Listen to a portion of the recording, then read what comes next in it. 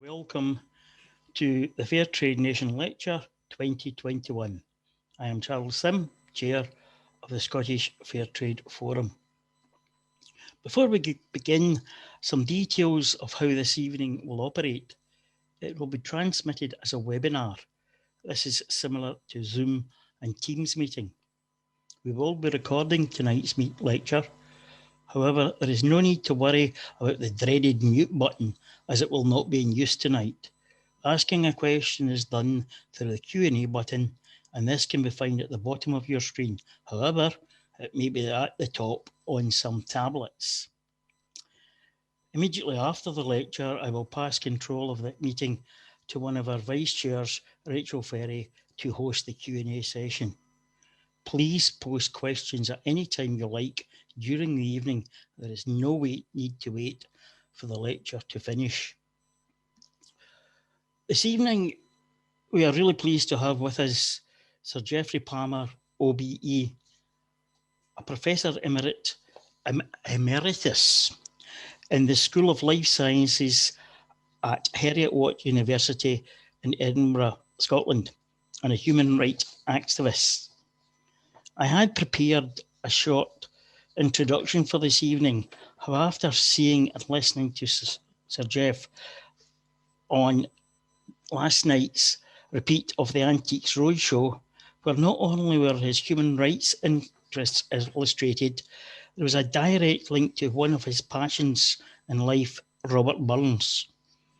I think it's best that I say no more and let Sir Geoff tell you all himself.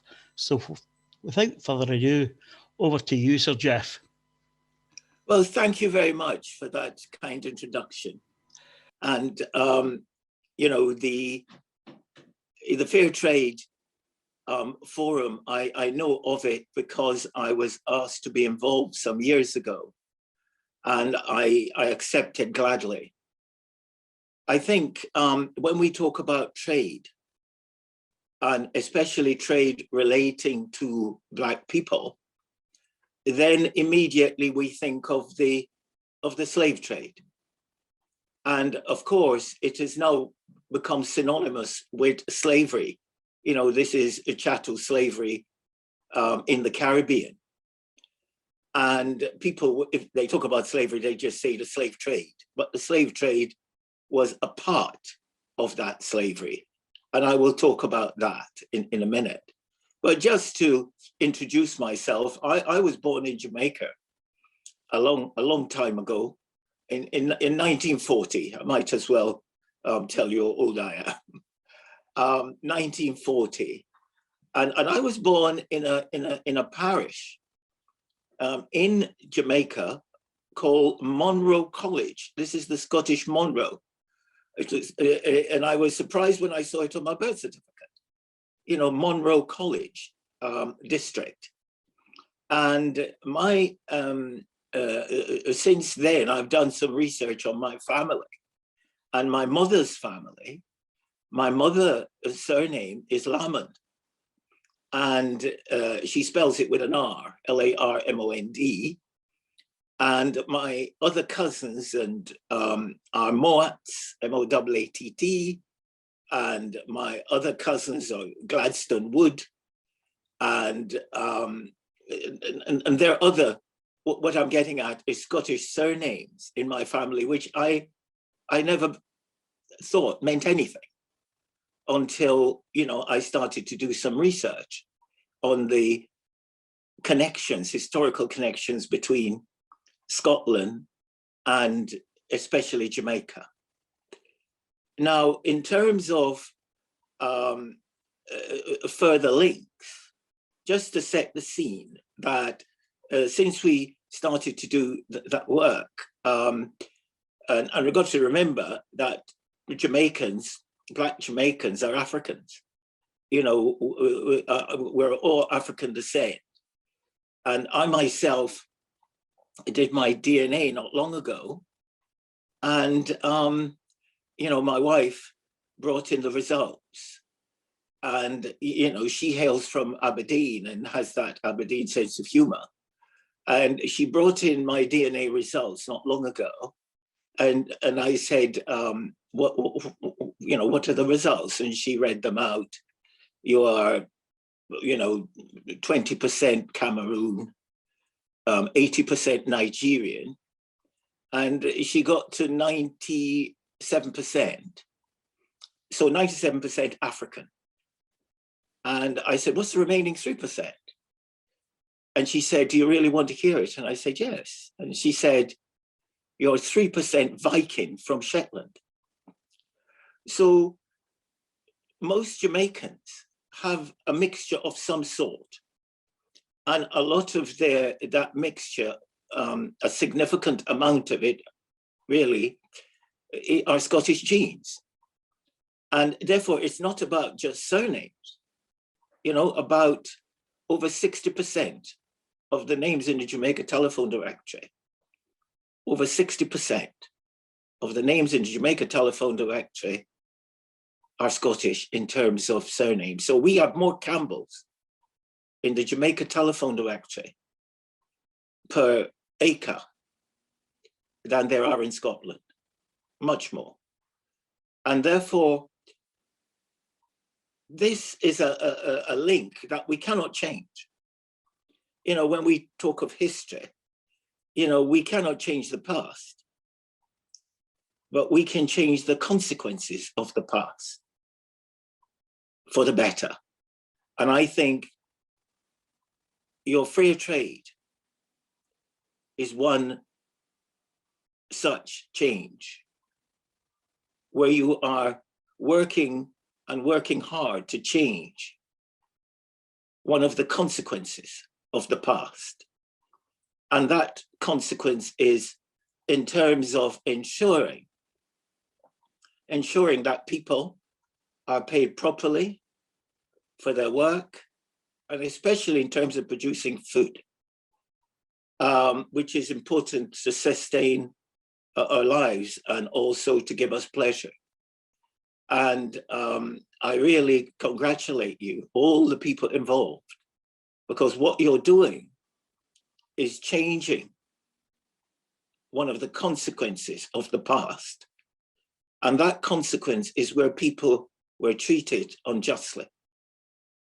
And when I've read some of your documents, you talk about the injustices of, unfair pay, injustices of unfair treatment. And I think as a nation, and I know that Scotland became a fair trade nation in about, I think it was 2013.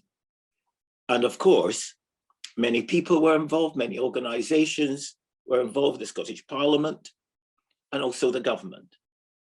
And therefore, you are trying to address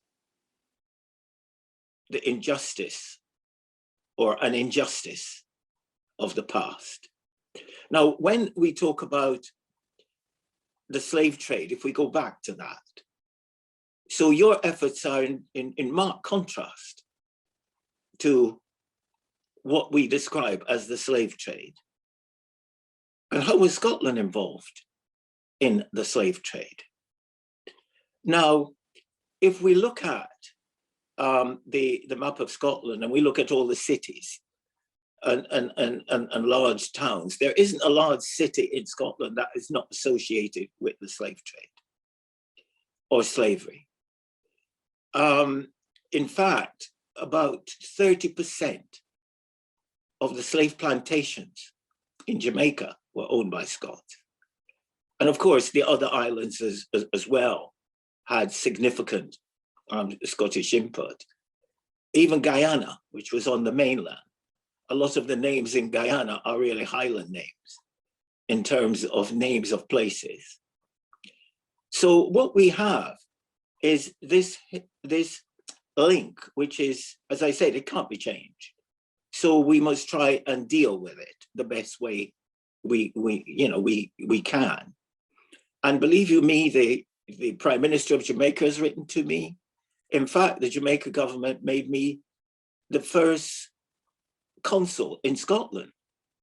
So I'm really the honorary consul. I'm not always certain what my job is, But one of the things which is absolutely clear, the Jamaica government understands and in fact appreciates what the work you are doing in terms of making things fairer for people from countries that suffered this horrific slavery, which was called chattel slavery. And I know we have different kinds of slaveries. And we talk about modern slavery, and we talk about Arab slavery, and we talk about slavery in Scotland, you know, the miners or the salters. But I always say to people, when some people will use that to negate your argument, if you say, oh, we're trying to do something which is linked to the unfair treatment of slave trade, and somebody else will say, but we had slaveries here. And I would say all slaveries are bad or evil, but we must not compare evils. Each one must be treated separately and dealt with separately.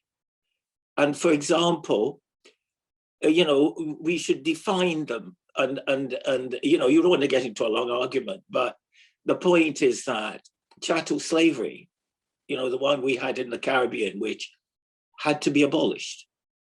The other slaveries did not have to be abolished because a lot of those slaveries were criminality or criminalities. The slavery in the Caribbean, from which I'm descended, was legal. It was governed by British law, and therefore it had to be abolished. And, you know, a definition of a Caribbean slave was that it was a Black person with no right to life, no right to life, and was property. And therefore, when slavery was in the abolition phase in 1833, the slave owners were given 20 million for their property. And some of the biggest recipients of that compensation, a lot of them were in fact Scottish slave owners, and the largest recipient was John Gladstone.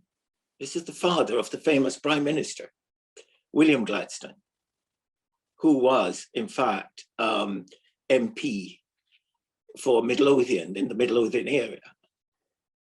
And John Gladstone got about 83 million in today's money for his 2,508 slaves. 2,508. He got about 83 million.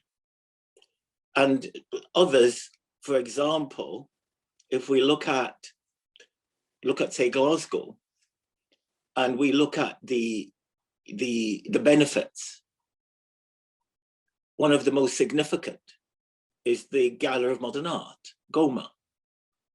GOMA, and I'm sure many of you have seen it, it is a wonderful building in the middle of Glasgow. And that's not an institution, that's a slave owner's house. That's William Cunningham's house. And it is now, it's a trust. However, at one time, a slave owner lived there because that was his house. He was into tobacco, Cunningham, and sugar. Now, what we also have are, you know, people in slavery who were involved with sugar.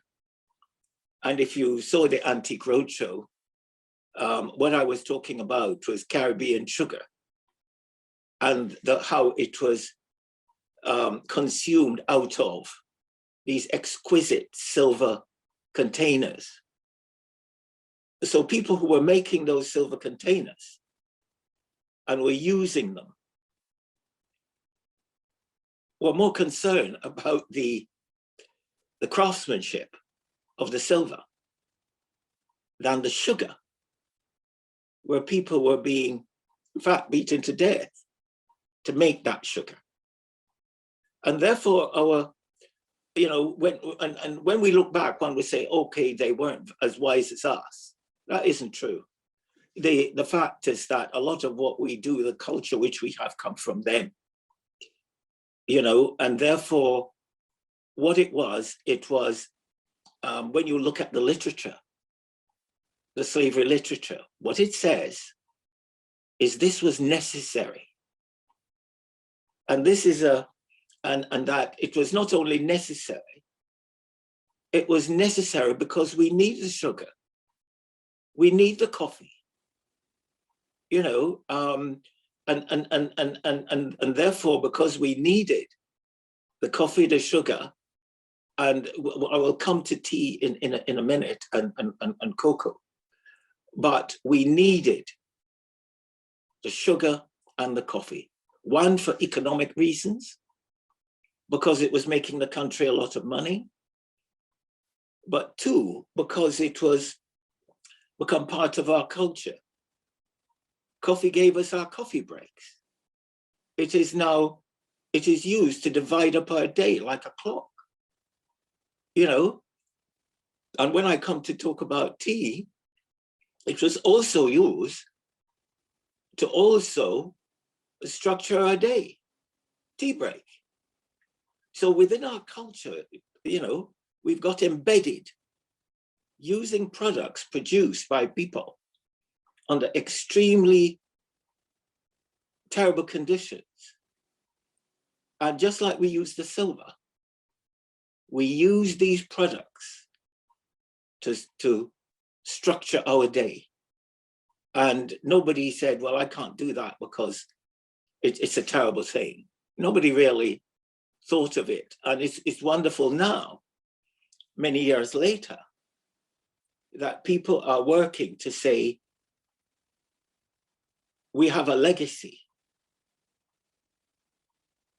of injustice, but we're going to try and change that. And what is frightening is that some of the struggles I've had, with historians, just a drink.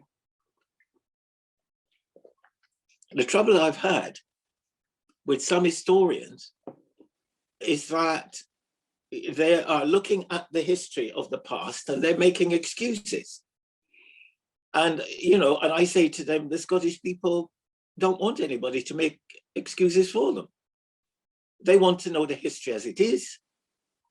They want to be told the history as it was.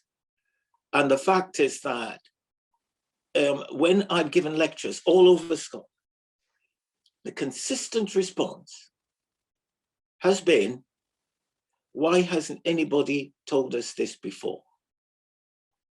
Why has anybody not told us this before? And therefore, what they're saying, they knew nothing of the Gallery of Modern Art. They knew nothing of William Cunningham. They knew nothing of Auchencruive House in Ayr.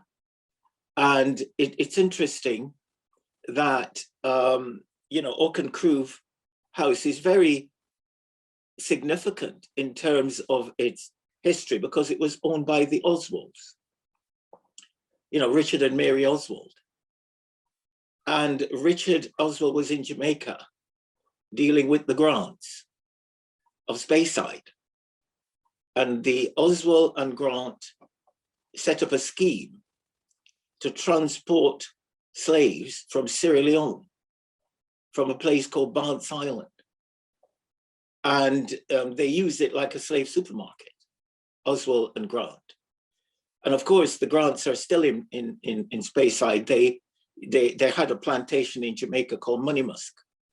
And I'm told there's a town near Aberdeen called Money Musk. And if you look at Money Musk on Google, you will get the Money Musk in Jamaica before you get the Money Musk in Aberdeen, because the Money Musk in Jamaica is more historically important because it was the Grant slave plantation. But if we go back to Richard Oswald, he made money with the Grants and he married Mary Oswald or Mary Ramsey in Jamaica, and she became Mrs. Oswald. And they bought Oakencroof House. And when Richard Oswald passed away and then Mrs. Oswald, and Burns knew them both. And Burns wrote a poem, and you will probably know it, called Ode Sacred to the Memory of Mrs. Oswald of Oakencroof. Ode Sacred to the Memory of Mrs. Oswald of Oakencroof. And in it, that poem, he says there are two lines which are significant in terms of our talk this evening. And in one line, he said she was on an annuity of about, well, he said 10,000 glittering pounds a year. This is 1789. She was on an annuity from her husband's earnings from slavery and elsewhere, from the colonies. She was on 10,000 pounds a year. So you're talking about, approaching $1 million a year. And in today's money, the point is that the other line is the one which applies to us today, and in terms of fair trade. And I think it could be used as a strap line. Burns said in that poem, she had hands that took, but never gave. Hands that took, but never gave. And to me, as I said, that was written in 1789. And I think, to me, all people who are interested in justice and fairness, with your fair trade, I'm sure that in certain instances, this is what you're trying to change. You know, people who have hands that take from other people and don't give a fair response. And to me, when I read that line many, many years ago, it sums up avarice. It's probably the most powerful line about avarice probably ever written. Hands that took, but never gave. And what we therefore have is a situation, and remember Burns was alive when the slave trade was at its peak politically. And if we're going to talk a little bit about the politics of the slave trade, one of the big names in the slave trade was, of course, William Wilberforce. And I'll say to you, you've heard of Wilberforce, and you'll say yes. And I said, have you heard of his relationship with Henry Dundas? And as you know from the work I've been doing, Henry Dundas's statue is one of his statues anyway, is in the middle of Edinburgh. And that statue is, 150 feet high, 150 feet. And when I got to know about it, I used to pass it as a student in the 1960s. I came to Edinburgh in 1964 to study for my PhD. And I used to pass it, but I never read the plaque, so I didn't know who he was. But one of the important things about that statue is that Henry Dundas, at the time, he was he was in the government of Pitt, the well-known Prime Minister, Pitt. And Dundas from about 1792, he moved onto the stage of the slave trade. In 1792, William Wilberforce put forward a bill stating that the slave trade should be abolished immediately. Wilberforce had powerful supporters like Clarkson. He had other supporters, the Prime Minister supported it, but some of the support was ambivalent. You know, they all said the slave trade was terrible. You know, Africans were being treated badly, and we should abolish it. And we know that something is very wrong. But nevertheless, they continued. You know, they just kept on about, you know, this, we need it, it was necessary. Word again. It was economically necessary. And thus, you know, we don't want to abolish it yet. And Dundas gave them the perfect word for this. He challenged Wilberforce, and he said that the slave trade should be gradually abolished. One word, gradually. The Parliament accepted that instead of immediate. You know, it was a ruse, you know, let's do it gradually because we're going to do it anyway. So gradually, you know, is better than immediate, but we're going to abolish it as soon as possible. Well, of course, that one word delayed the abolition of the slave trade for 15 years. For 15 years, and during which period, about 630,000 African people were transported into slavery on the basis of one word, gradual. And Dundas, it's not very pleasant, but he had strategies for breeding the slaves. He had strategies for age. You know, men 20, women 16. He had all kinds of political strategies during the French Revolution to keep this slavery going. He attacked Haiti, that's San Domingo, it was called then, in order to destroy the French slave industry, in order to protect the Jamaica slave industry, which was British. So we had all these enormous political decisions during one of the most significant revolutions, the French Revolution, all to ensure that the slave trade did not end, because the slave owners needed slaves. The average life of a slave was less than 10 years. So we needed to trade. And that was the economic reality. Now, what happened was in about 1806, Henry Dundas, as my mother would say, it's God's doing, he was impeached for, what's the word, manipulation of naval funds. He was in charge of the Navy. And he was impeached in 1806, and the slave trade was abolished in 1807. We have historians today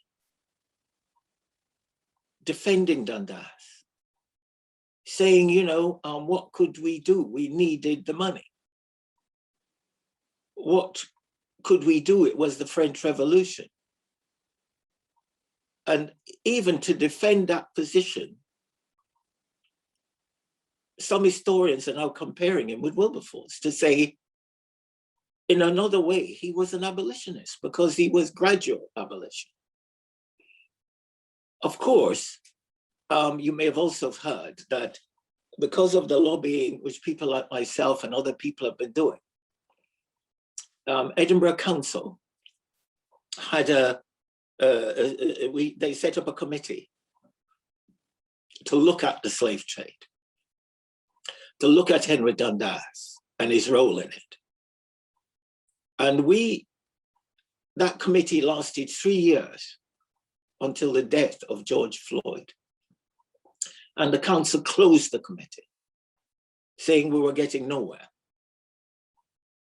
You know, on the committee, we had the present Viscount Melville, who was a Dundas. And of course, he didn't want a plaque on his ancestors' statue. George Floyd's death and the leader of the council, McVeigh, reconvened the committee in Edinburgh, and I was asked to sit on it. And within 5 days, we had a new narrative for that plaque. Dundas, who did all that in terms of slavery, did not have the word slavery on that plaque for 200 years. For 200 years. However, the new narrative says Dundas delayed the abolition of the slave trade for 15 years and caused over 500,000 people to be transported into slavery. And this plaque is dedicated to those who suffered. And I think that's such a wonderful thing. The response worldwide, you know, was excellent. People saying, wonderful. It's a great acknowledgement, you know, to the past, to say this happened and we will state it. And that has transformed in many ways Scottish history, in a sense, in terms of the history of slavery. Because since then, Edinburgh University has been in touch. The galleries, the galleries and museums have been in touch. And unfortunately for me, I've been asked to chair them. And at 81 on the 9th of April, I don't know how much I'll be able to manage, but I've accepted them all. And I'll try and do my best. You know, the Canadians have been in touch. People from Australia, Africa, the Caribbean. And therefore now people are looking towards us because we in Scotland are saying this happened and we're going to state that it happened, but we're going to make changes. And there are banks and finance companies and other institutions have been in touch and have said that they want to change their structure in terms of how they operate. They want more BAME people in senior management, and they're setting out to do that. We also have some companies have made donations or are developing scholarships. And I can't go without mentioning that Glasgow University, before George Floyd, had actually looked at their history, published a report saying that they received, a significant amount of money and legacies, about 200 million in today's money, from slavery. And even one of their rectors was a notorious slave owner, Cunningham Graham. And they produced a plaque, which I had the great honor of unveiling, Glasgow University. And they have a plaque which says, this university benefited from slavery and they're going to do something about it in terms of reparation. And they've set up scholarships, changed the name of one of their buildings, call it now the McEwen Smith Building, which was the first, I think, medical graduate from Glasgow University in the 1830s. And they have set up links with the University of the West Indies in order to do work together, scholarships or scholarship work together. And I think that therefore Glasgow should be given some credit because they did this before George Floyd. And since George Floyd, a lot of people have done this, but they did it before. So what we have is a situation where Mr. Dundas delayed the abolition of the slave trade. But what else did he do? When I checked, he also was president of the Board of Control in the 1790s. What does that mean? He was in charge of the East India Company. That means he was in charge of tea. And also all the agricultural or any other aspect of trade that came from the India subcontinent, also, in fact, any other business that was managed by the East India Company. And one of the sad aspects of that is that Dundas had a conflict with the Sultan of Mysore. And the Sultan of Mysore was an independent man who, in fact, Dundas wanted rid of. So what he did, he sent out the Duke of Wellington's brother. You know, we've got a large Duke of Wellington statue in Edinburgh and Glasgow, and there are probably Wellington statues elsewhere. And he sent out the Duke of Wellington's brother. I think it's Earl Wellesley or Lord Wellesley. He sent him out to sort out the Sultan of Mysore, and he did. And there's a very large painting in our gallery in Edinburgh, and it's a painting of the death of the Sultan of Mysore in a conflict. And therefore, Dundas was not only about the slave trade, which was in the Caribbean, he was also managing the economy of tea. And therefore, you know, in a way, he's given Scotland a link with two of the most notorious periods of trading with, you know, the colonies, which, you know, we might not be too proud of, but nevertheless, we've acknowledged it. And therefore, in fact, to me, the work you're doing, all the efforts to, you know, and the trade is about, as I've been told and I've read, you know, the fair trade is about better pay, better working conditions, you know, and fair terms of trade and sustainability. And therefore, to me, that, you know, you can't balance evil. So what I'm saying is that because you're doing this, it doesn't make what has happened right. But it is an action which says to the world, fair trade, injustice cannot be justified. Injustice cannot be justified. We must not try to make excuses or find excuses.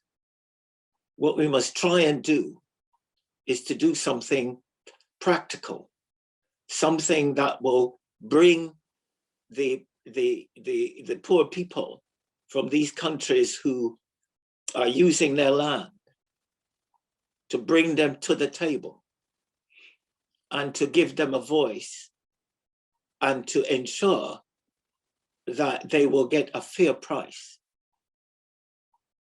for a fair product. And therefore, to me, it is wonderful, the work you're doing. And when I go into to shops, I look around for the fair trade label, and my family do the same. And I would ask everybody, when you go shopping, and I'm not saying this as an advert, because I'm not getting any reward. I just say the work which the fair trade organization is doing is excellent. I've been to Kenya, and I've seen tea being grown, and I've seen the care and the attention that's put into it. I've been to India and I've seen tea being grown. I've been to Brazil, you know, and West Africa, and I've seen cocoa being grown. And therefore, and I've been to Jamaica and I've seen coffee being grown. And the interesting thing again about coffee, of course, because I'm from Jamaica, so I'll talk about Blue Mountain coffee, which is world famous, I'm told. The interesting thing, you know, I was just before Christmas, I thought,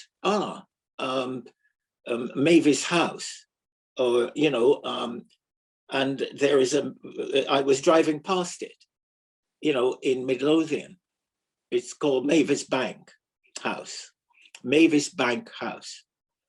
And I then thought, there is a coffee in Jamaica called Mavis Bank. You know, it can't be coincidence.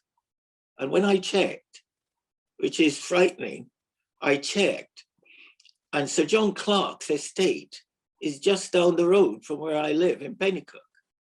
Sir John Clarke estate is still there. And apparently, Mavis Bank in Midlothian was built for Sir John Clarke, the Sir John Clarke then, in 1723.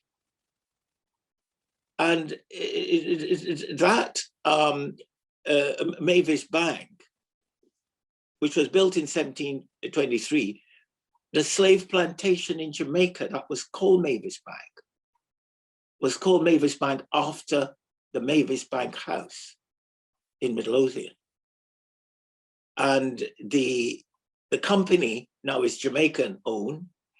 Mavis Bank is selling coffee, and it's regarded as one of the best coffees in the world, but it is linked to Mavis Bank House in Midlothian, and it goes back to 1723.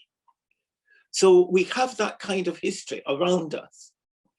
And, you know, as you know, my view, a lot of people say, oh, that's terrible, we should knock it down.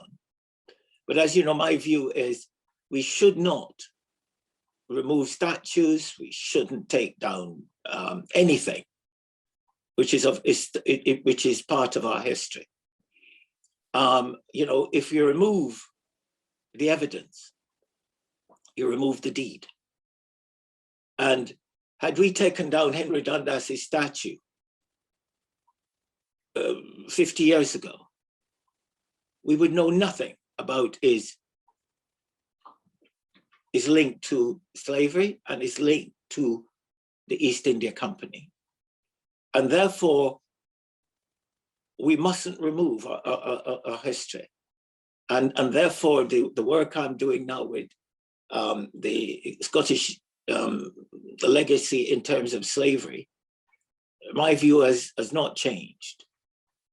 This is part of our history. If you take something down, you're removing it from its context. And therefore, we're removing something that tells us about the past, the people of the past, and which is very important lessons for us today.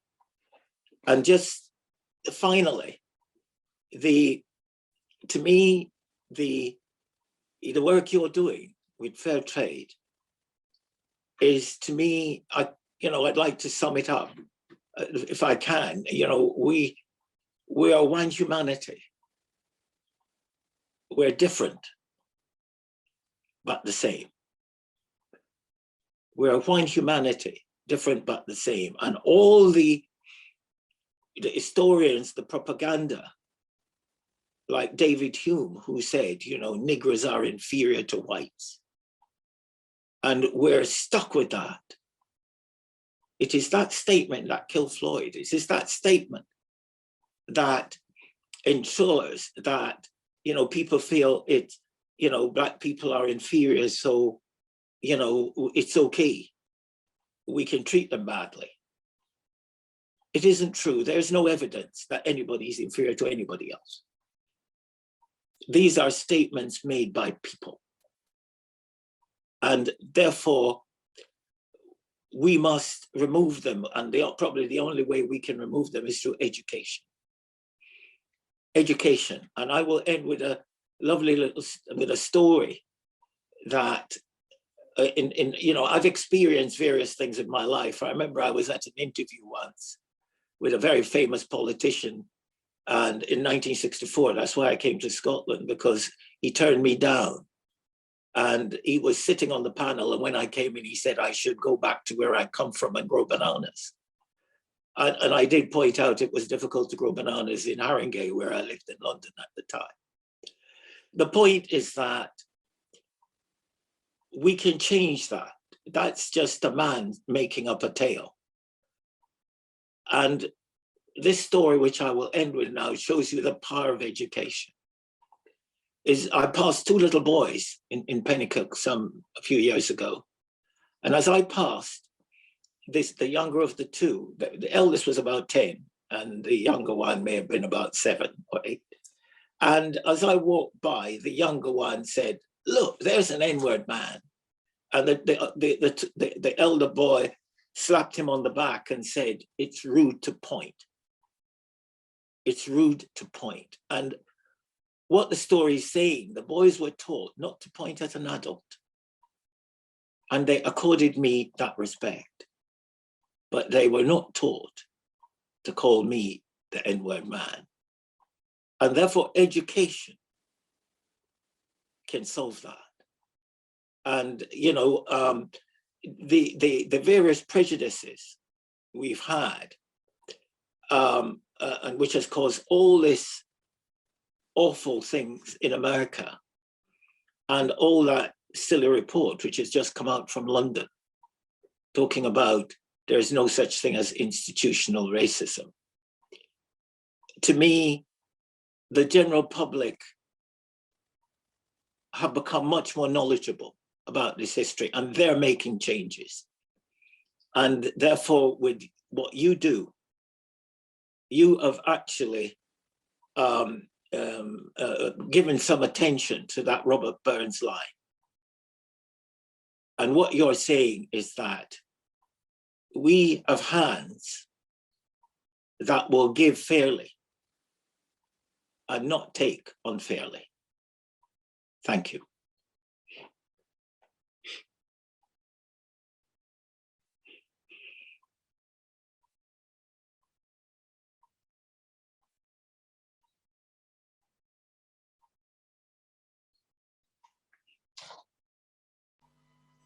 We will now pass over to Rachel to take us through our question and answer session.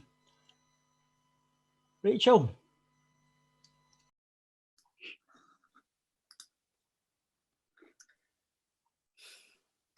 Hi, everyone. Thank you so very much, Sir Geoff, for that really stimulating lecture. And I'd like to start with some questions for you. First of all, coming in from Graham, he's saying, really challenging message. What do you believe are the key lessons we can learn from history and slavery in the Caribbean that we should prioritize today? I think the key lessons that we could learn is that, we had a slavery where the slaves were, of course, weren't paid. They produced all that sugar for hundreds of years for Europe without pay, even without a right to life, not just pay, not a right to a pay. It was no right to life. And I think a lot of people are not aware of that. And I think the lesson we can learn is that, it's again, I go back to my lines from Burns. We should not have hands that take unfairly. Thank you. Thank you, Geoff. Another quick question from Graham. What is your view of the slavery reparation activity and how to make amends? Right. Is it important to make amends financially, economically? Well, again, that's a very, very good question, very important, because there are various reparation organizations around the world. And some of them are extremely, aggressive in terms of saying reparations should be paid. And, they'll be talking about, some people talk about money. I tend to talk about, reparations can be made in terms of fair trade. Reparations can be made in terms of helping with education. And I think if you believe in what you're doing, if you really believe in what you're doing and you really believe that, it is fair, then I say you are making reparations and no, you don't have to follow anybody else's lead. Follow your own. Great, thanks. And final question from Graham. What is your view of the lack of education in schools in Scotland around slavery? Sorry. Well, it's okay. Well, it's significant because I think the government has left it to the teachers to say if you want to teach. And I was speaking to one of our private schools, our well-known private schools, and the history teacher was saying, I have to teach to exams, and the slavery bit is not in the exams. So I added on, and I remember when I used to go to the north of Scotland a lot, in terms of to the distillery, because of my job, and they have a phrase up there which I was told called "nice to do," and the point is that this history cannot be nice to do in terms of its teaching. It must be part of the curriculum. It must be part of the examinable curriculum. Because if it's not being examined, I don't think it's being taught properly. And I think that's where we should go, that this history should be part of our curriculum. Because this history, as those two little boys, which I mentioned, they were behaving in terms of what they were taught. And I don't think children have any prejudices. They learn it from adults. And we need to moderate that with education. Absolutely. Thanks, Sir Geoff. Another question coming in here from Sophie. Do you think that the work that you did on using sorghum in brewing has led to farmers in the global south securing more of the value of the crops that they produce and achieving a living income? Well, I didn't know there was anybody who knew that I did that. But for those who don't, is that in the 1980s, quickly, the Guinness company contacted me and said, Geoff, you've got some expertise on sorghum. Could you go to Nigeria for us? Because the government had banned European grain. And Guinness had 4 breweries, Heineken had 5. It's a multi-million-pound organization. And I went and I suggested, after looking around and making many trips, that they could use sorghum, the local grain. And that was accepted. And I remember the last time I was leaving Nigeria, the black brewers took me to the plane and they say, thank you for giving us LRM, local raw material, because they were proud that their grain was in an international product. So there's pride as well. When you're dealing with people, you get them a better price for their crop, but they have pride that they're making their own living. And that is also important. And the result of the sorghum, and you're right, in a way, I had a letter from the professor in South Africa. And the professor said, Geoff, you don't know the impact of what you did in Nigeria, because what it has now told big companies that they can source their raw material locally. And the local people now have a consistent customer for their product. And therefore, it has made a change in I'm told, over different parts of Africa, whereby now companies realize they can use the local grain. And I know even in Israel it's being used. But that is something I did, and I'd forgotten that I was involved in that, just like I'm involved in Britain, because the Brewdog Brewers and the Stuart Brewers in Edinburgh, they're my students, plus other brewers.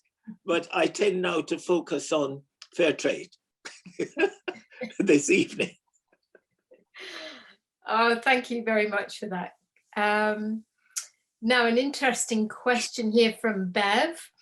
There is so much information out there on slavery. What is a good place to start? Oh, it's very difficult to say, go to that textbook. You know, it is extremely difficult. And I think, you know, and I don't want to advertise, but what you can do is go on Google, just say slavery, you know, and you'll find a lot of information there. And, you know, so if you're interested in slavery in the Caribbean, or, you know, slavery in Jamaica, or, you know, slavery in Guyana, or whatever, you'll be surprised the amount of information you'll find. And there is no one textbook that covers it.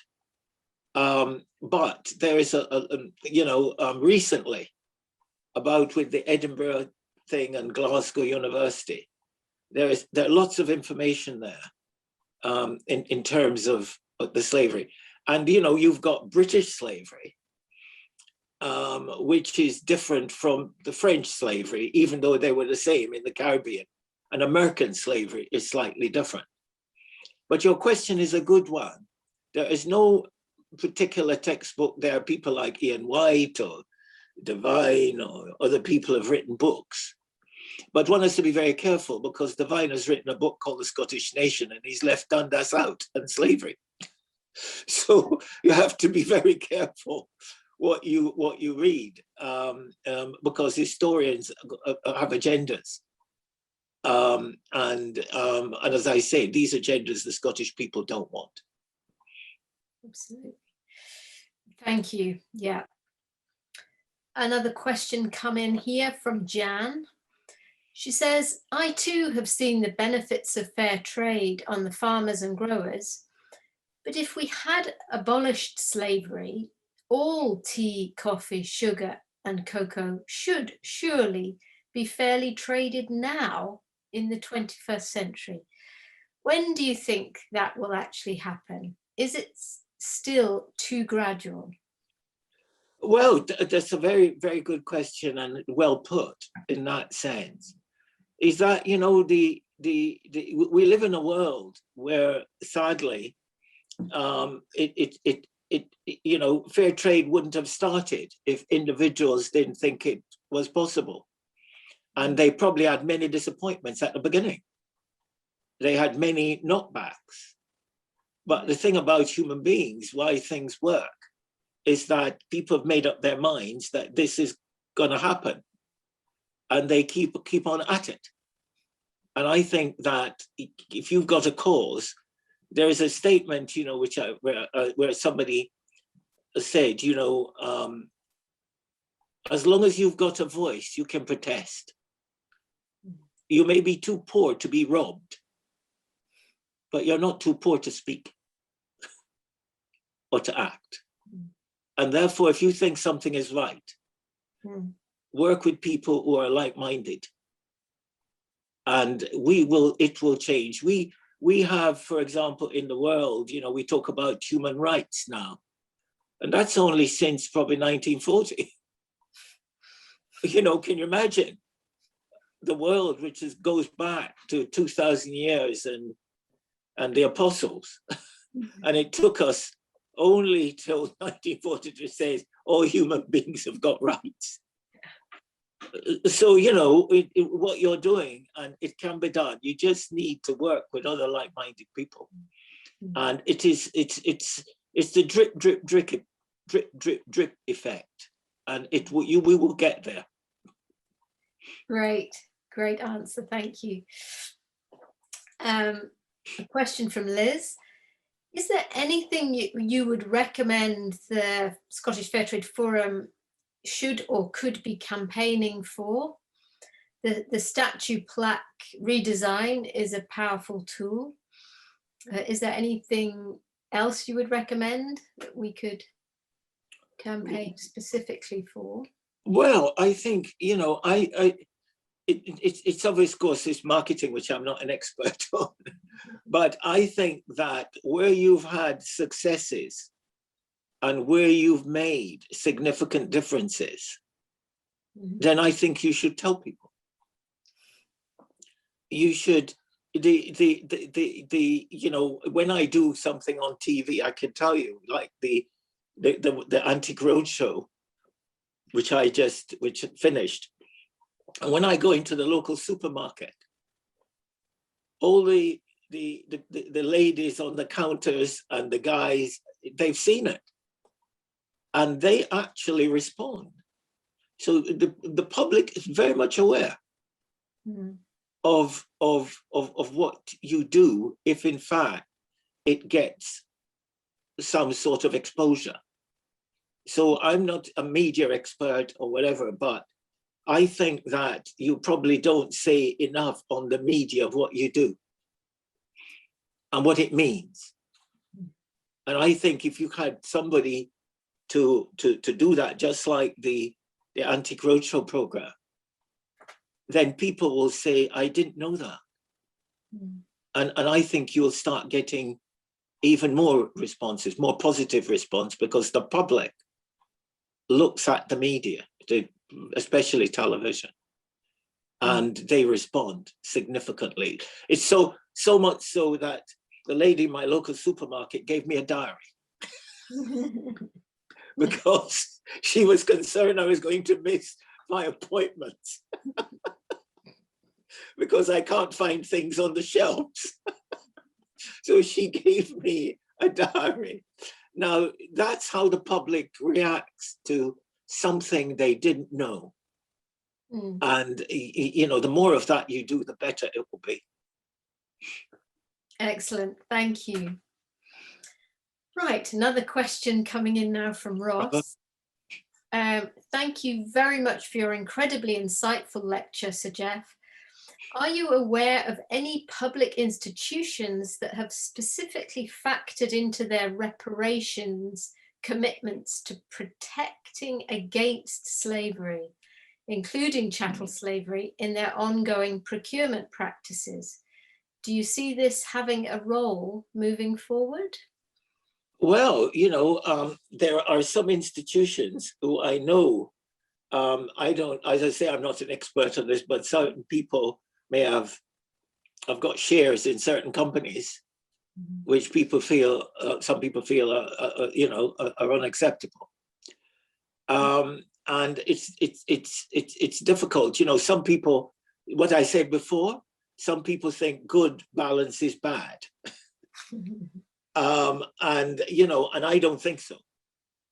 And I think we need to, if you know, and therefore that's the dilemma. If a company, you know, is making great educational moves, but then I've got shares in companies in that situation, which, you know, which are regarded as unacceptable, then one has a dilemma there. And I think in those sorts of circumstances, one would probably even write privately to the institution. You know, the idea of naming and shaming, I would subscribe to. I think that make appeals, you know, write, make a case. And at many of the times, people are looking for that, because I was surprised when, you know, some finance company contacted me or a bank asking for advice on how do they improve their diversity. And I pointed out to them that a diverse society requires diverse management to be fair and efficient. And they accepted that. So they hadn't thought of it. Brilliant. Thank you. Another question on sort of similar lines actually come in from Pauline. How does fair trade grapple with the economic legacies of colonial exploitation and the continued division of labour in the world? Should we highlight more of the companies that have remained from that era or adopted the same traditions and be part of demanding a radical change along fair trade lines?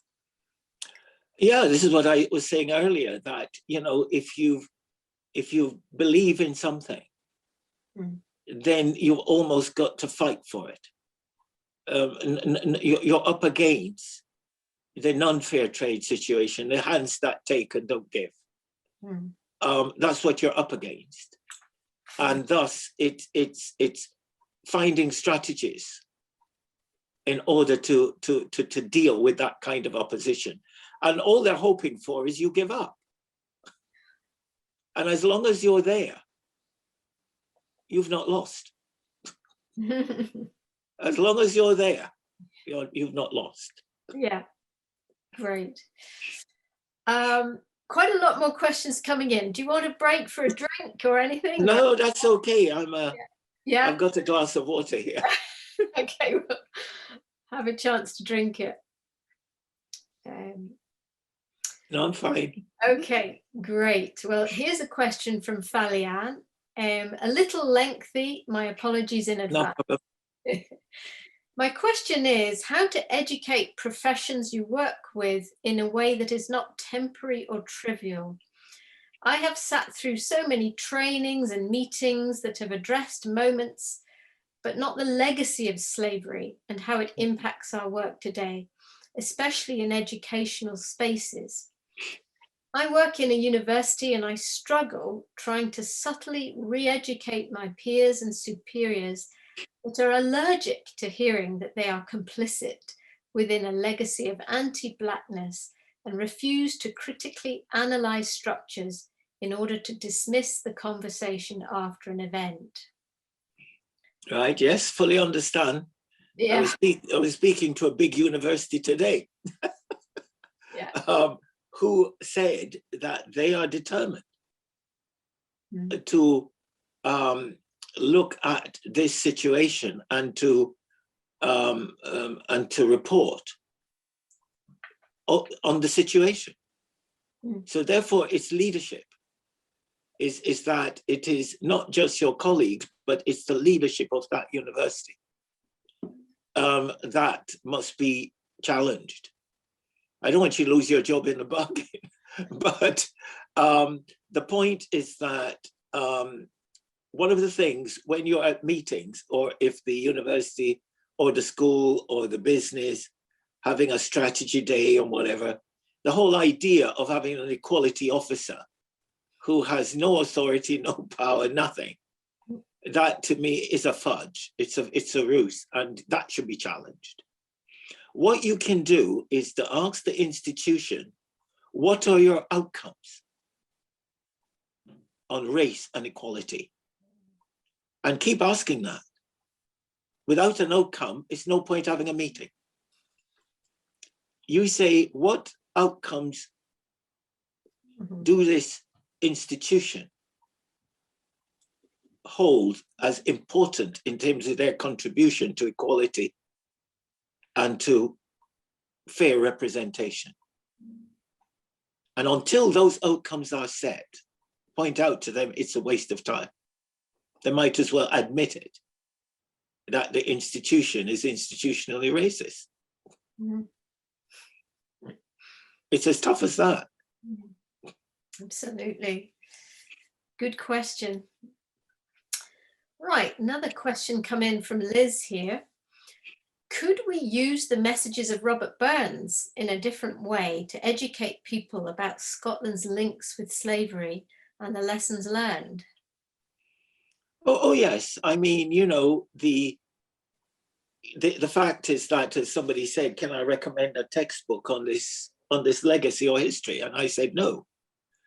The point is that you know, the evidence is so overwhelming that, you know, you go to the Edinburgh New Town and just about every street in it, somebody lived on that street which received compensation for their slaves. If you look up the University College London reparation in terms of slave owners who collected compensation, you will find, you know, Scotland is riddled with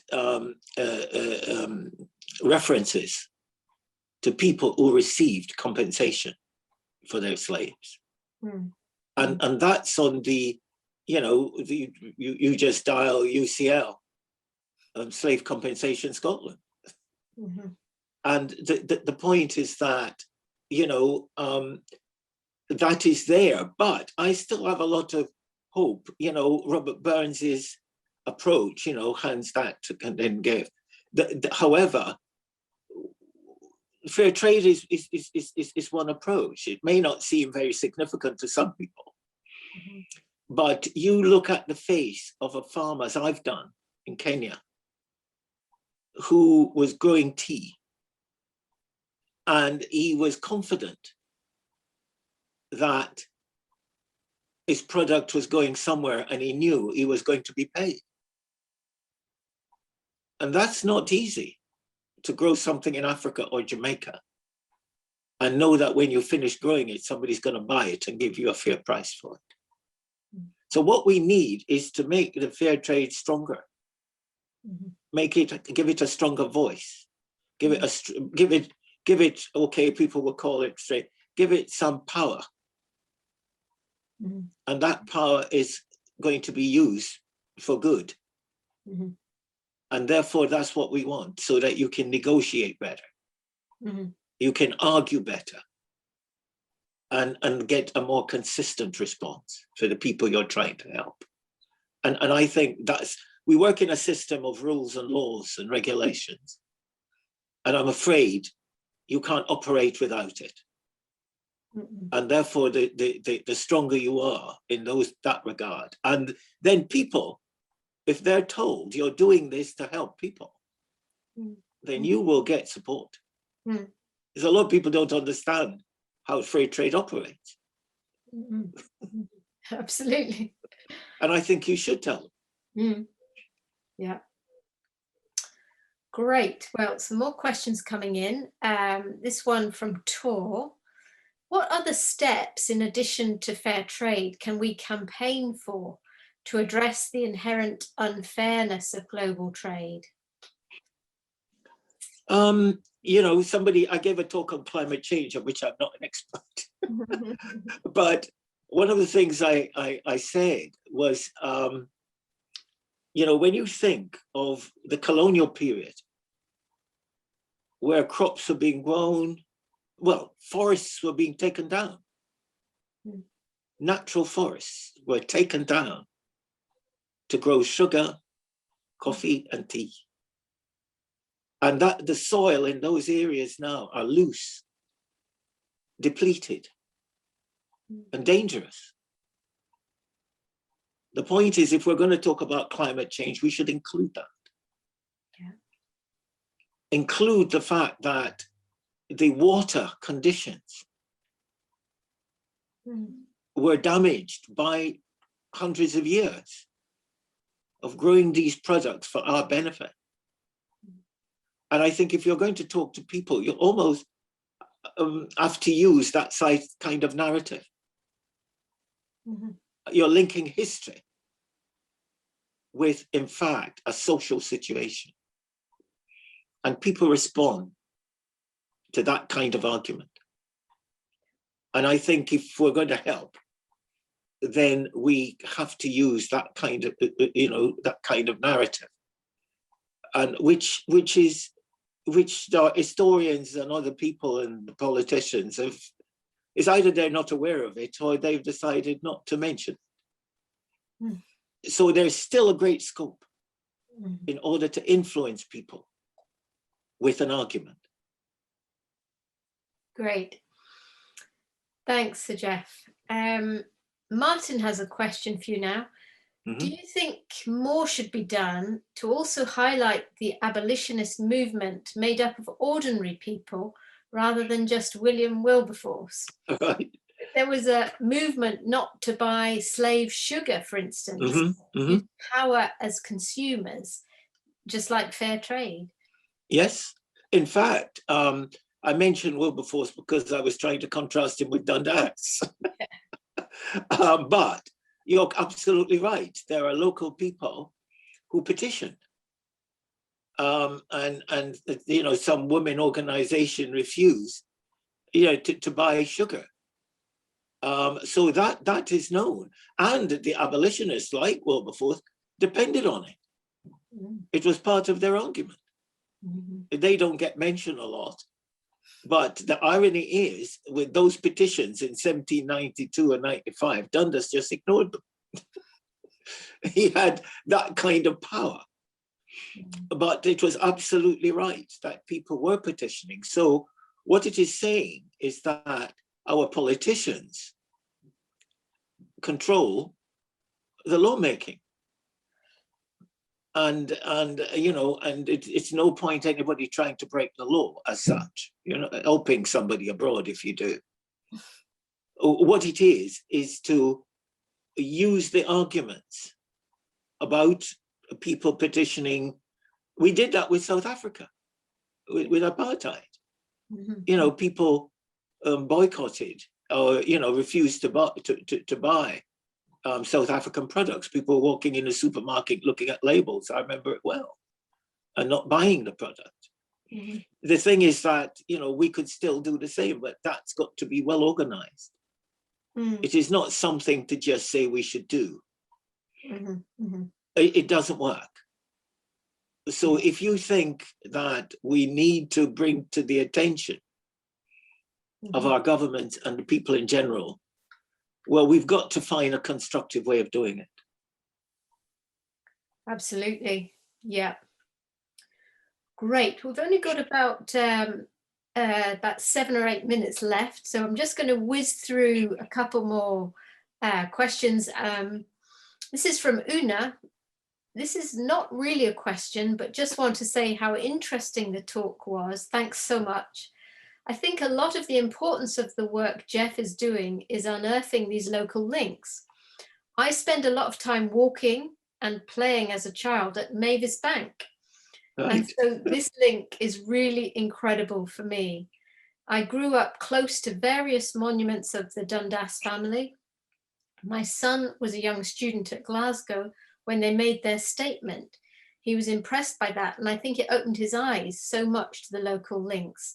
These local connections make it harder and harder to distance ourselves from actions of the past. Thank you very much. That's it. It's somebody who, as you say, grew up, played, and this wonderful building, which is now up in completely in metal, holding it together, and it's regarded as one of the most sophisticated buildings in Scotland, in the world. Yeah. In terms of its architecture. But nobody has said, you know, when I've spoken to people nearby, in fact, somebody reported me to my daughter saying, I saw your dad walking around Mavis Bank. So she rang me and said, what are you doing? So, you know, we have these lovely little stories, but and there we have it. That a building of that kind is shored up in support, and we don't know what to do with it, but it's a significant building in our history. Yeah. And somehow we shouldn't let it fall down. Yeah. It's linked to fair trade, it's linked to coffee. Yeah, absolutely. Yeah. Right, not many more questions, but try and get through them. No Zenon is asking, would it not be a wonderful outcome to create an alliance between fair trade enterprises, fair trade movement, and anti-slavery movement, working to promote human rights due diligence in supply chains? Yep, all for that. You know, the fair trade is there, it's well established. You know, anti-slavery, we've got modern slavery, which I think is completely unacceptable. But, you know, modern slavery is about criminality. It is the law. People are breaking the law. As I said, the slavery of the past was legal. You know, you didn't have to pay people to work because you had a legal whip. You know, so pay didn't come into it. So what we've got to do is to acknowledge, you know, if we're with modern slavery, then we've got to find strategies of dealing with something which is illegal, unfair, and unjust. And thus we have to get a lawyer or somebody like that to help us to challenge that. And with fair trade, we need the people with experience of how do you approach people in, you know, Africa or elsewhere, or India, and how do you get them to get their products to the table in Scotland? That there's an expertise there and a knowledge which one has to learn. So yes, I would agree with that, but there are always a little expertise that's required, which one has to acquire in order to help. Yep, absolutely. Thank you. I think we really probably only have time for one more question. Okay. This is from Winifred. What role do you think Black history before slavery can play in addressing the legacies of slavery, which is largely around treating Black people badly, including unfair trade? Do you think we should have more of this in our education system? Well, yes, in fact, we have a situation now where we're looking at Aberdeen University has decided they're going to send a Benin mask back. And that's, you know, was probably made before slavery, you know, British slavery. And therefore, yes, that kind of that aspect of feature of African history is very important. It is telling us, rather sadly, we enslaved somebody. We've made up a tale that they're inferior. When we've got their masks, which have cost millions, were made by people who are supposed to be inferior. and if you put it that way, you can see how important education is. That, you know, it's just to show people the anomalies, to show how ridiculous propaganda is, and how propaganda and untruth about Black people and their enslavement has caused all that damage. And therefore, to me, education, which includes pre-slavery African history and slavery African history and African history today, all those are important because we've got to change people's attitudes for the better. Super. That is actually a great place to end. Thank you. So sorry to everyone who hasn't been able to pop their question in, but we will try to get them answered afterwards. I think an hour and a half, it's been absolutely stimulating, challenging, and we're very, very pleased to, and thank you so much. But I'll pass over now to Charles, the chair of the Scottish Fair Trade Forum, and say cheerio from me. Thank you very much.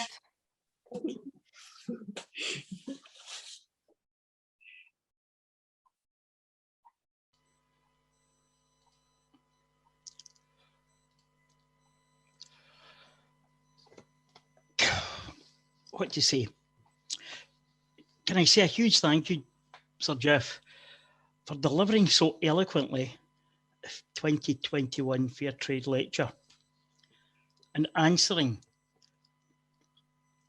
the questions with such expertise.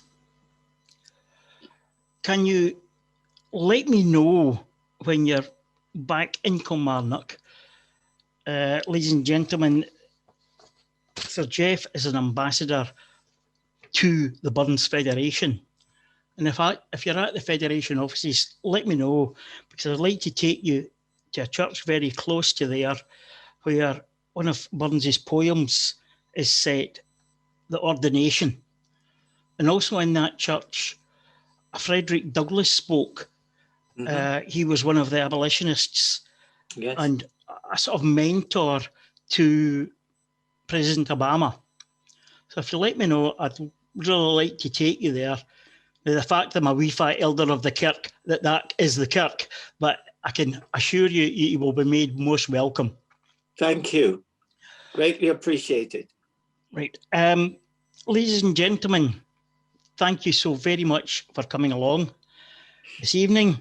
And could you please, I would like to invite you to sign up to our newsletter for more fair trade news, events and campaigns, the full details of which will be sent to you by email soon. And can I just say a big thank you again to all of the people behind the scenes, yes, who make this possible. So I bid you all a very good night and thank you. Thank you. Thank you.